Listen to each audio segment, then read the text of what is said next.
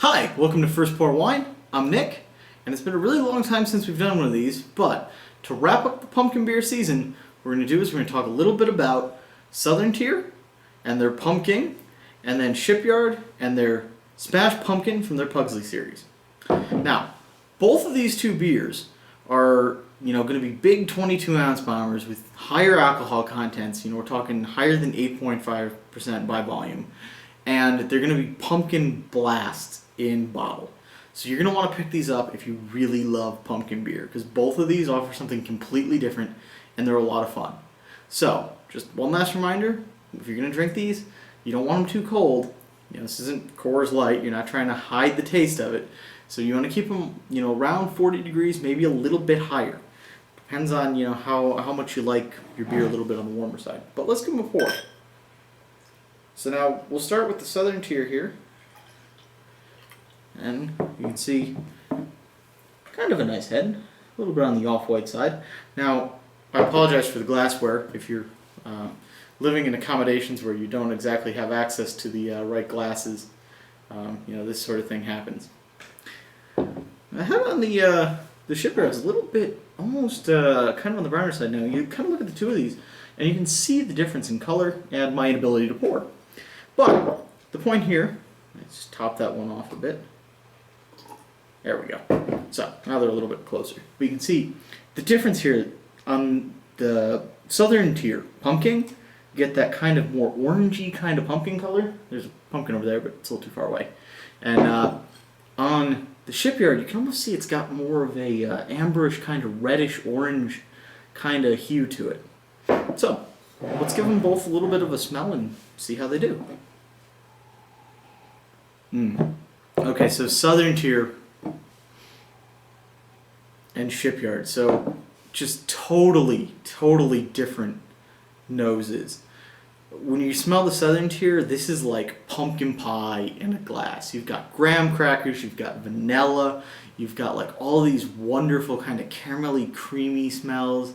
It's just, there's a reason it's earned the reputation it has and the cult following it's got. The Shipyard, on the other hand, this is a little bit different. You get more like honey, and it's a little more squashy, a little more orangey. It's almost got some more spices to it. So you pick up like touches of clove. And kind of the nature of it, it's a little more vinous. It's very earthy. It's not quite as sweet.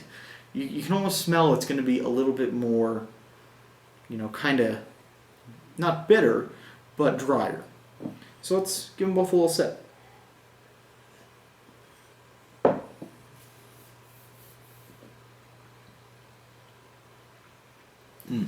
So, Shipyard, kind of like it smells.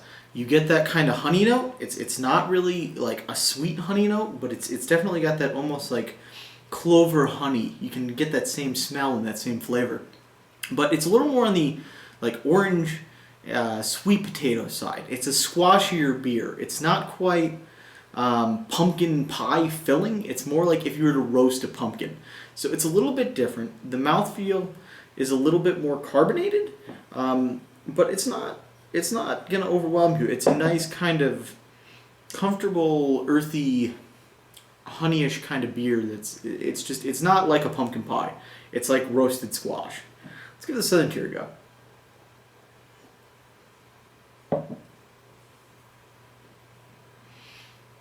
They're totally different. It's pumpkin pie in a glass. You get that kind of vanilla flavor, you get the graham cracker crust, you get all that pumpkin pie filling.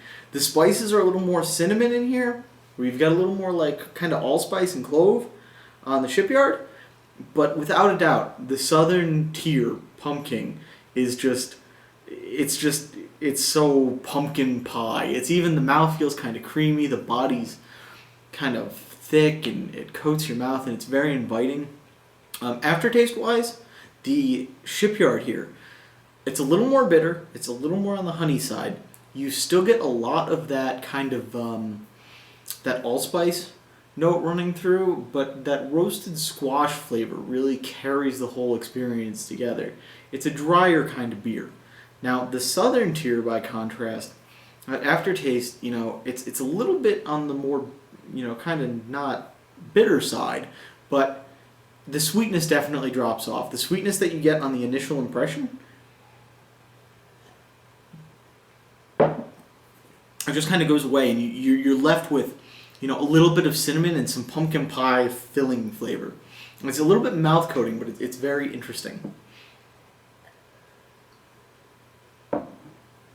Yeah, they're both in just completely different camps. They're very interesting beers.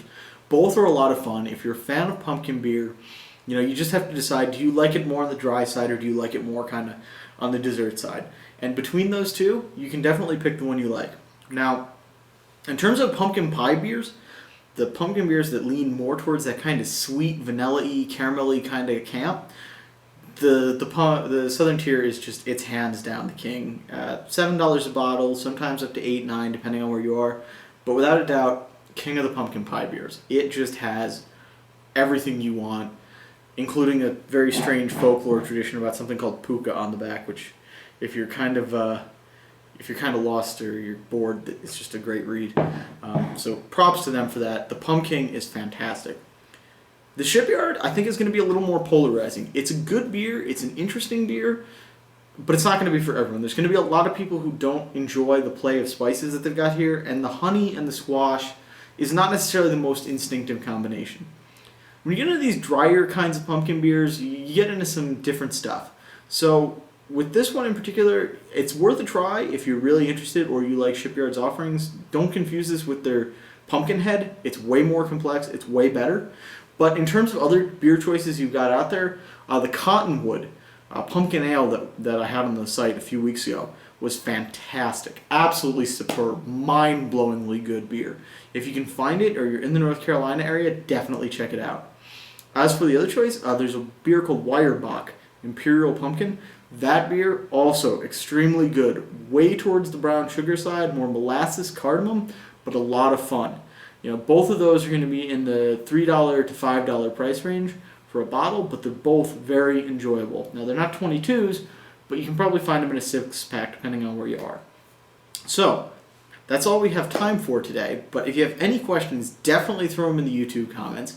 If you want to visit the site and read more about both these beers or read the reviews from last year or this year, or any of the other pumpkin beers that we've had on so far, go to www.firstpourwine.com or connect with us on Twitter at firstpourwine or friend us on Facebook. Thanks for watching. Hope you have a happy Halloween and a happy Thanksgiving and you keep trying pumpkin beers, and we'll have wine picks coming up soon for the Thanksgiving season. Cheers.